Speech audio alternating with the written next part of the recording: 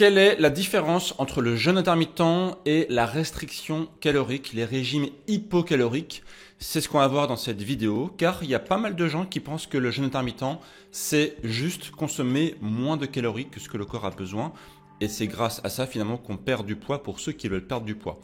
On va voir dans cette vidéo que c'est complètement pas le cas du tout, c'est une fausse vision, c'est des arguments un peu moisis qu'on entend très souvent. On va décortiquer tout ça en détail tout de suite.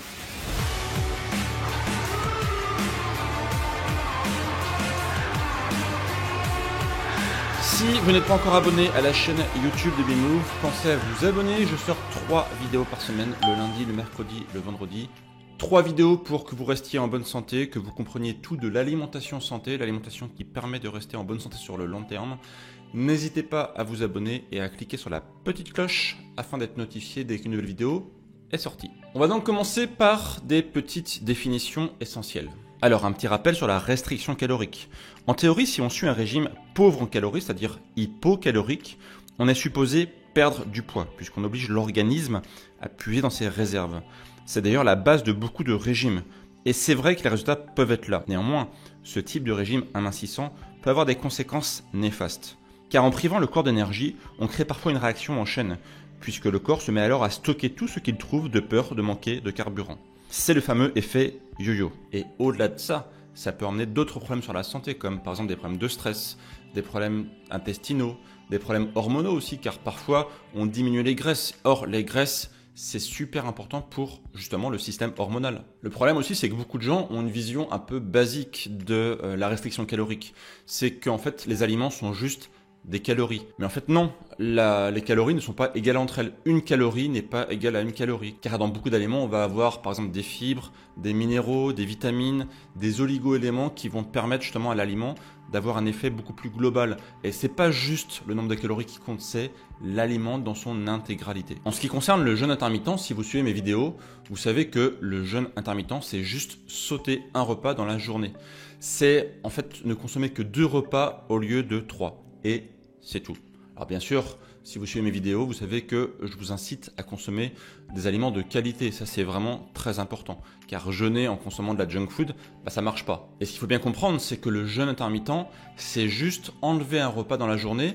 Mais du coup, on peut se dire, est-ce qu'il y a quelque part une convention qui dit qu'on devrait manger 3 repas par jour? Est-ce que dans les lois de la nature, il y a quelque part une instruction, ça peut être aussi dans notre ADN, pourquoi pas, qui dit que on devrait manger 3 repas par jour? Et en fait, non. Je vous mets au défi de me prouver par A plus B qu'on doit absolument manger 3 repas par jour pour être en bonne santé. C'est une convention sociale. Ça a été en fait, les 3 repas par jour sont arrivés avant tout pour répondre à des besoins sociaux, des besoins aussi de pause dans le travail par exemple, plus qu'à des besoins biologiques. D'ailleurs, dans la nature, vous remarquez qu'il n'y a aucun animal qui a un petit déjeuner, un repas du midi, un repas du soir. La plupart des animaux mangent quand ils peuvent et ça se passe, ma foi, plutôt très bien.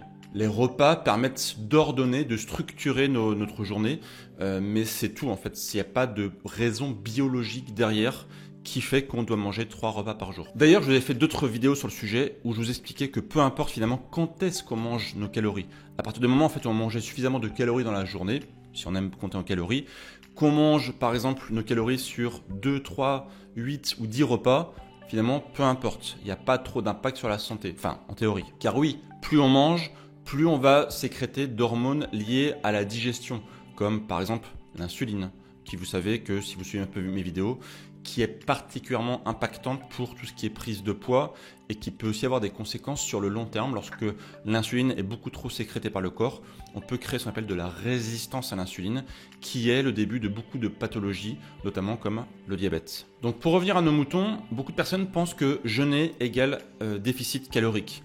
Et en fait, pour illustrer le fait que c'est faux, je vais vous partager donc 2 études qui sont bien sûr dans la description de la vidéo. Ces 2 études en fait ont comparé justement la restriction calorique avec le jeûne intermittent. La première étude a montré que pour 2 groupes de personnes qui suivaient d'un côté une restriction calorique et d'un autre côté le jeûne intermittent, il n'y avait pas forcément beaucoup de différence sur la perte de poids. Ça, on va dire, c'est ok. Néanmoins, le groupe qui suivait le jeûne intermittent a eu aucune perte musculaire. Alors que la personne qui suivait un déficit calorique, eux, ont eu une perte musculaire. Et vous savez, si vous suivez mes vidéos, que perdre de la masse grasse, c'est bien, mais ce qu'il ne faut pas, c'est perdre de la masse sèche. On ne veut pas perdre de muscle. Ça, c'est très important, car la perte musculaire, ça entraîne des problèmes sur la santé sur le long terme, ça entraîne un corps qui est moins tonique. Et un point qui est important aussi, c'est que les muscles consomment de l'énergie au repos. Ça augmente votre métabolisme, en fait, avoir des muscles. Donc clairement, si en suivant un régime, vous perdez de la masse musculaire, c'est pas un bon régime. La deuxième étude, qui est encore plus intéressante, là aussi, a divisé deux groupes de personnes, un groupe qui suivait le jeûne intermittent et un groupe qui suivait un régime à base de déficit calorique. Ce qui est très intéressant dans cette étude, c'est que les personnes ont eu absolument la même quantité de calories. C'est-à-dire en fait que l'idée, c'était absolument pas se baser sur le nombre de calories, c'était en fait avoir pour les deux groupes le même nombre de calories, mais sauf que d'un côté, ces calories étaient consommées sur une tranche de 8 heures pour ceux qui suivaient le jeûne intermittent et sur 3 repas pour les autres qui suivaient un régime classique. Et là aussi, même résultat, les personnes qui suivaient un jeûne intermittent ont eu aussi un peu de perte de masse grasse, logique, mais ont vu aucune diminution de la masse musculaire. Voire encore mieux, ils ont eu une amélioration des biomarqueurs importants du corps, donc je passe sur la partie détail, mais grosso modo des améliorations au niveau cardiaque, au niveau des marqueurs sanguins, etc. Donc une amélioration globale de la santé. Ce qui est intéressant sur cette étude, encore une fois, c'est que le même nombre de calories a été donné aux deux groupes. Le fait de consommer un même nombre de calories a eu effectivement un même impact sur la masse grasse, mais pas le même impact sur la masse sèche. Donc clairement, on voit qu'à calories égales, le résultat est différent. Si vous suivez mes vidéos, vous savez pourquoi on conserve la masse musculaire lorsqu'on fait le jeûne intermittent. Car on a une hormone qui s'appelle l'hormone de croissance qui est maximisée lorsqu'on fait le jeûne intermittent. Il y a aussi d'autres hormones comme par exemple la testostérone qui est pour nous les hommes qui est maximisée lorsqu'on est en mode jeûne intermittent. On a bien sûr une amélioration au niveau de la gestion de vos hormones comme la leptine, donc que j'ai évoqué aussi dans une autre vidéo que je vous mets ici. Si vous ne connaissez pas la leptine, vous allez voir, c'est extrêmement intéressant. Et bien sûr sur l'insuline que j'ai évoqué au début de la vidéo. Et sur une autre hormone comme la gréline qui est une hormone de la satiété qui vous donne faim en fait, qui vous dit grosso modo quand est-ce que vous devez manger et quand est-ce que vous devez arrêter de manger. Plus globalement, les personnes qui suivent le jeûne intermittent voient leur métabolisme s'améliorer. Alors il y a des chiffres comme, ça dépend des individus, mais des chiffres entre 3 et 14% d'augmentation du métabolisme lorsqu'on suit le jeûne intermittent, ce qui n'est pas forcément vrai lorsqu'on suit une restriction calorique qui au contraire peut emmener une diminution de la vitesse du métabolisme. En résumé, le jeûne intermittent prend soin de votre système hormonal qui est une des bases fondamentales pour rester en bonne santé, alors que la restriction calorique, elle, sur le long terme, peut avoir un impact plutôt mauvais. Et ça marche sur le court terme, hein, clairement, ça marche sur le court terme. Si jamais vous avez demain une compétition sportive et que vous devez passer sous un seuil en termes de poids, par exemple, bah, clairement, je pourrais vous encourager à faire une restriction calorique très temporaire. Parce que ça marche, oui, clairement ça marche. Mais sur le long terme, ça ne marche pas. Ça va plutôt abîmer votre corps et ça peut aussi vous donner une mauvaise image de la nourriture. Le fait de compter ses calories, le fait de peser ses aliments, le fait de se dire qu'il faut toujours moins manger, être toujours dans le moins, le fait d'être dans la restriction, ce n'est pas bon pour la santé mentale aussi. Ça, c'est un point qui est très important. Question du jour, est-ce que vous pratiquez le jeûne intermittent? Si oui, sur quelle période?